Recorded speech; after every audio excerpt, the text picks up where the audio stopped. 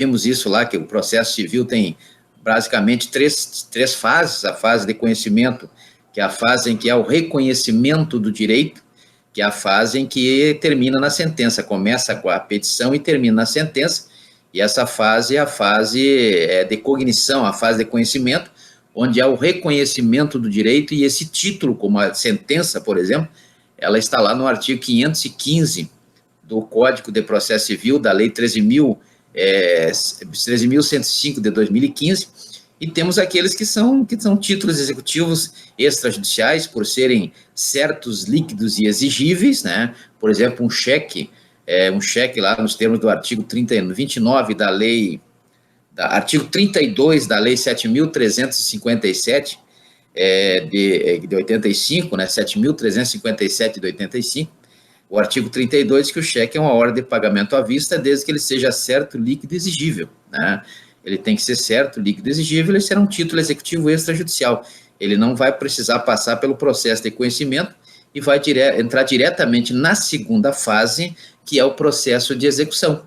E aí é um título executivo extrajudicial do artigo 724 do Código de Processo Civil, da Lei 13.105 de 2015. Deem uma olhada lá nesses títulos. E para executar esses títulos, né, antigamente tinha que apresentar o título original.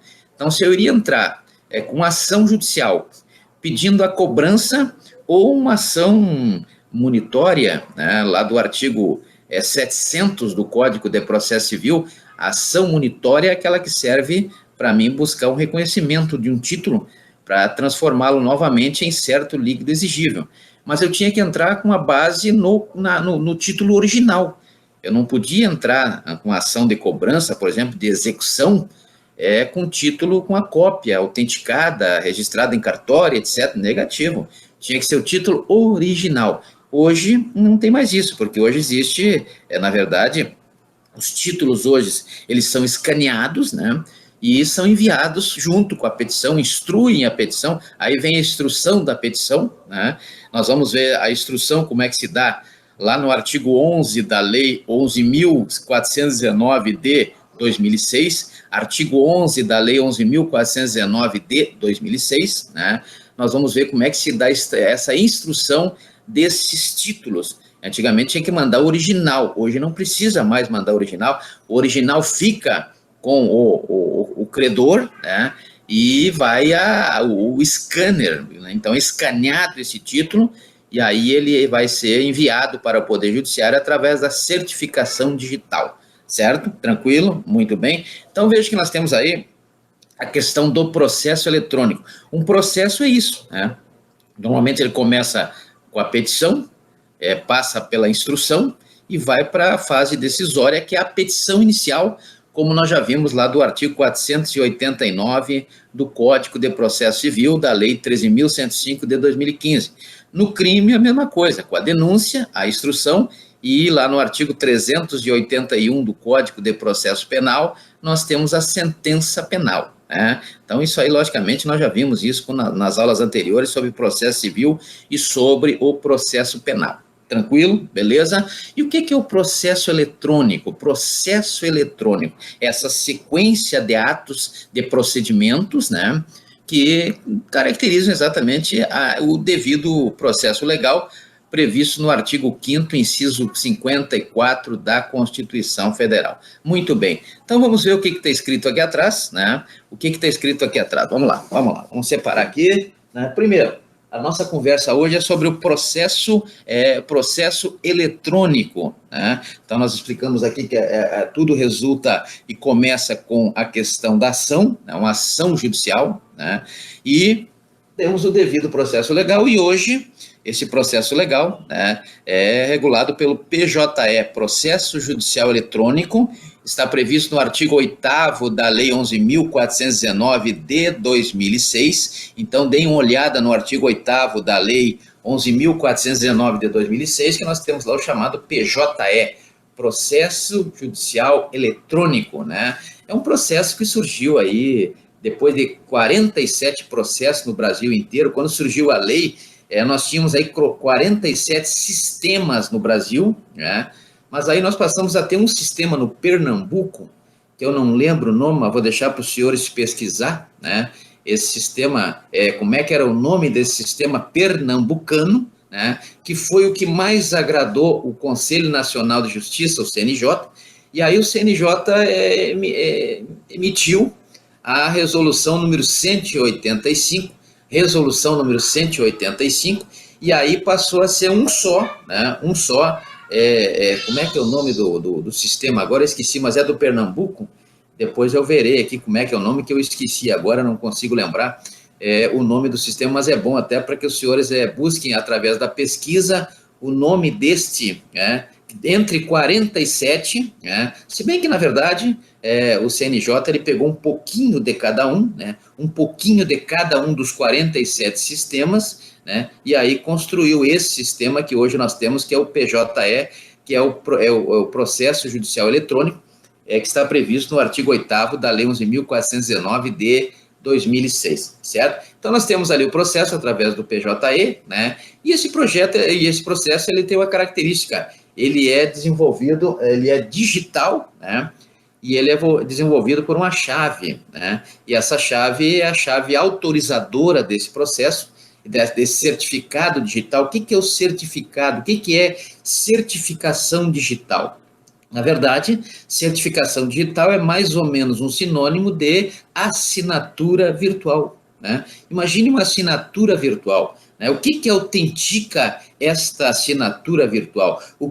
Quem é que legitima essa assinatura virtual? Nós temos aí os certificadores digitais, todos eles regulados pela ICP/B, que é o Instituto da Chave Pública Brasileira, Instituto das Chaves Públicas Brasileiras, é o Instituto Nacional de TI, Tecnologias da Informação. Então, nós temos aí o Instituto Nacional de Tecnologia e Informações, que é regulado pela medida provisória número 2200 de 2001. Muitas dúvidas sempre surgem em relação a essa medida provisória, porque essa medida provisória é de 2001, é 2200 o número, por gentileza, confiram o número, a medida provisória 2200 de 2001, mas, logicamente, foge daquilo que está previsto no artigo 62 da Constituição Federal. O artigo 62 da Constituição Federal diz que o prazo máximo de uma medida provisória para ela ser convertida em lei é de 60 dias. Nós estamos em 2020 e a medida provisória que está vigente ainda, neste caso da certificação digital, é de 2001. É que todas as medidas provisórias de 2001 continuam em vigência, Interessante, todas as medidas provisórias lá de 2001, elas continuam em vigência, Então, nós temos aí a medida provisória 2215, que é de 2001, que cuida aí da previdência dos militares, etc., e várias outras que eu poderia citar aqui, que estão lá ainda em 2001, mas ainda continuam vigentes por serem de 2001. Então, não se apavorem quando, ao observar o número dessa medida provisória, 2.200, e o ano de 2001, vão dizer, mas isso aqui já perdeu a vigência, não foi convertida em lei, nos termos do que prevê o artigo 62 da Constituição Federal. Mas, existe essa prerrogativa aí, existe essa observação, e essa medida provisória 2.200 ainda continua valendo, mesmo sendo de 2001, Então, nós temos aí uma certificação, uma assinatura digital através de chave de números, que vinculam as pessoas. Então, cada advogado, ele é vinculado através de uma sequência de números num token. O token é um aparelhinho que até estou mandando um desenho junto com esse vídeo, e esse aparelhinho ele tem uma sequência de números gravados, que vão identificar, vão vincular este advogado, uma vez que cadastrado no sistema do Poder Judiciário. Uma vez que cadastrado no sistema do Poder Judiciário, este advogado vai poder acessar, através da certificação digital, a página do tribunal, no caso aqui nosso, do Tribunal de Justiça do Acre, é www.tjac.jus.br, que é o Tribunal de Justiça do Estado do Acre, Então, com essa certificação que é o token, né, o advogado vai poder acessar e aí ele vai poder trabalhar neste site como se em casa ele tivesse, como se estivesse lá no fórum, né? Então ele em casa, no escritório, ele vai poder trabalhar como se lá no fórum ele estivesse. Então a ideia é essa, a ideia é trazer para o escritório, trazer para a casa do advogado, por exemplo, para a residência do advogado, como se ele estivesse trabalhando lá no fórum, como era antigamente. Então, por isso, a importância da Lei 11.419 de 2006, né, na questão da certificação digital, a certificação digital, que é autenticada por uma autoridade digitadora ou certificadora competente, que no caso é o Instituto de Chaves Públicas Brasileiras, que é regulado pela medida provisória 2.200 de 2001. Por gentileza, pesquisem esta medida provisória 2.200 de 2001 para terem a ideia de como é que funciona e o que é a certificação digital. Então, é a mesma coisa que uma assinatura virtual. Né? Assinar virtual. Isso não é só no âmbito do Poder Judiciário, todos os poderes. Nós tivemos agora aí um problema com o juiz Moro, né? O juiz Moro, que o ex-juiz Moro e ex-ministro Moro também, que reclamou que a assinatura dele, não tinha assinado o decreto de demissão,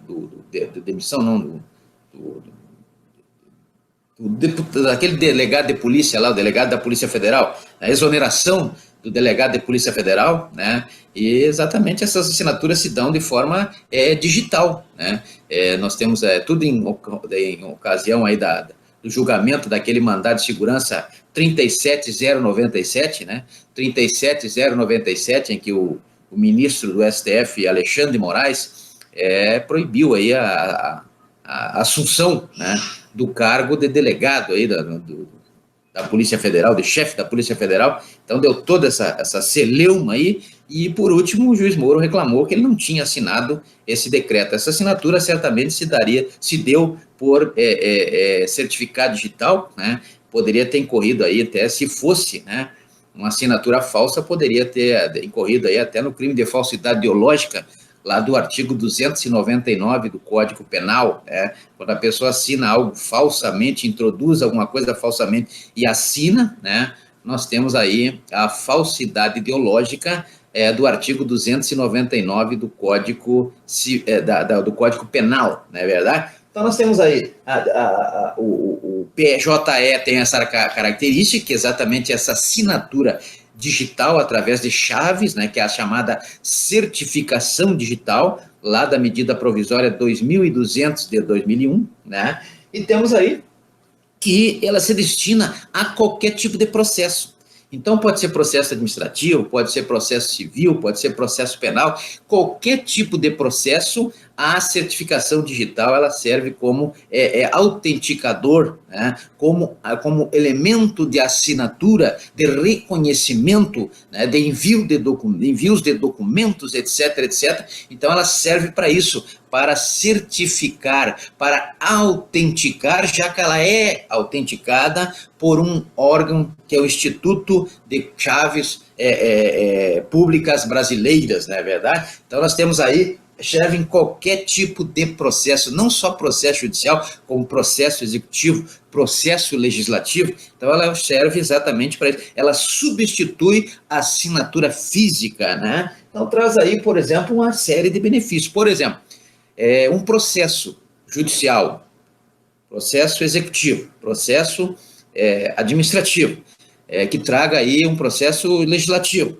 que tem aí a necessidade de que se entre num processo, num sistema como é o PJE, um sistema como é o PJE, nos termos do artigo 8º da Lei 11.419 de 2006, pode ser feito em qualquer lugar, basta ter acesso à internet, não é verdade? Então, a base é a internet, não é verdade? Então, nós temos aí a web como a base do processo, a base do sistema PJE, ou a Surface Web, claro que a Deep Web e a Dark Web, com certeza,